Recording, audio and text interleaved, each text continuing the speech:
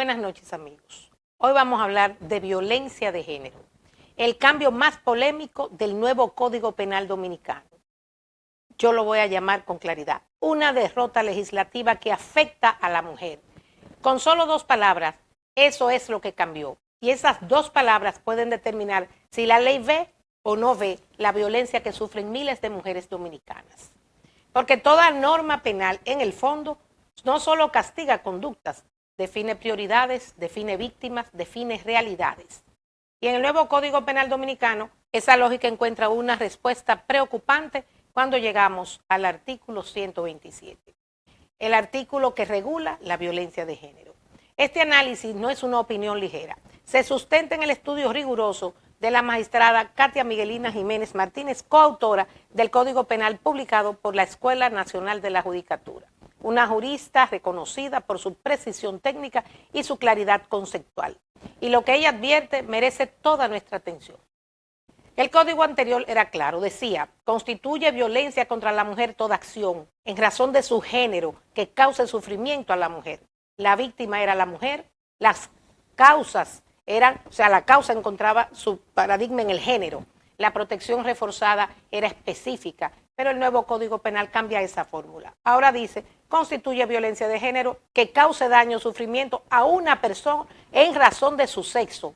Parece un ajuste menor, pero no lo es. Ya no dice mujer, dice persona.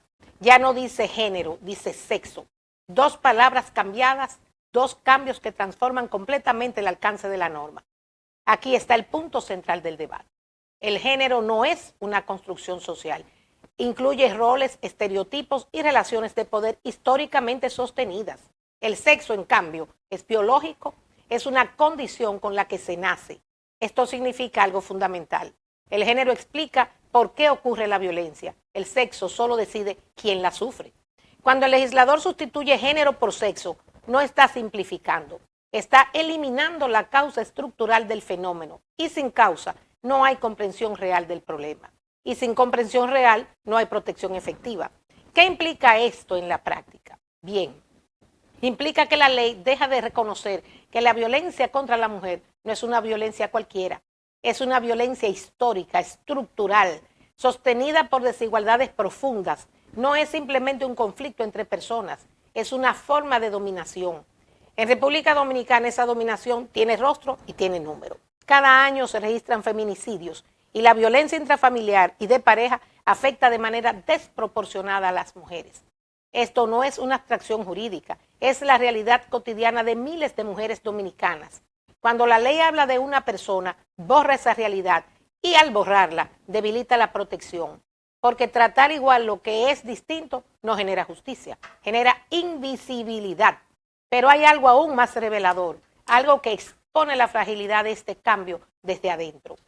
El mismo Código Penal sí reconoce a la mujer como víctima específica en otros artículos. Por ejemplo, en el artículo 93, cuando tipifica el feminicidio. Y también en los artículos 59, 63 y 94. Deténganse un momento en esto. El legislador fue capaz de tipificar el feminicidio, la forma más extrema de violencia de género, y al mismo tiempo borró a la mujer de la norma que define la violencia que precede al feminicidio. ¿Cómo puede un código reconocer el crimen y neutralizar su causa en el mismo texto? No es un simple descuido técnico, es una inconsistencia de fondo. El código sabe que la mujer requiere protección diferenciada. Lo reconoce, lo admite, pero en el artículo 127 simplemente lo olvida. La magistrada Katia Miguelina no utiliza palabras suaves. Ella advierte una posible inconstitucionalidad e involución en materia de derechos humanos de las mujeres. No es un ajuste menor, es un retroceso. Y frente a quienes sostienen que proteger a toda persona es más justo, la respuesta es precisa. La justicia no nos trata a todos igual. Es tratar a cada quien según su realidad, según su problemática, según el flagelo. Una norma que ignora el contexto de desigualdad estructural no amplía la protección, la diluye. Porque mete en la misma categoría situaciones que no son equivalentes y termina protegiendo menos a quienes más lo necesitan. Y entonces la pregunta inevitable sería, ¿qué corresponde hacer? Hay caminos claros. una reforma legislativa que corrija esta definición, una interpretación jurisprudencial a la luz de la Constitución y que integre los tratados internacionales como sería la Convención de Belén do Pará, o un debate público serio que obligue al legislador a responder. Lo que no es aceptable es el silencio, porque cuando la ley deje de ver a la mujer, la violencia no la deja de golpear, pues ella es su víctima. La reconoce perfectamente. Y esa asimetría entre lo que la ley ignora y lo que la violencia no ignora es exactamente el problema que el artículo 127 tiene que resolver. Hoy no lo resuelve, lo desmerita y lo retrocede.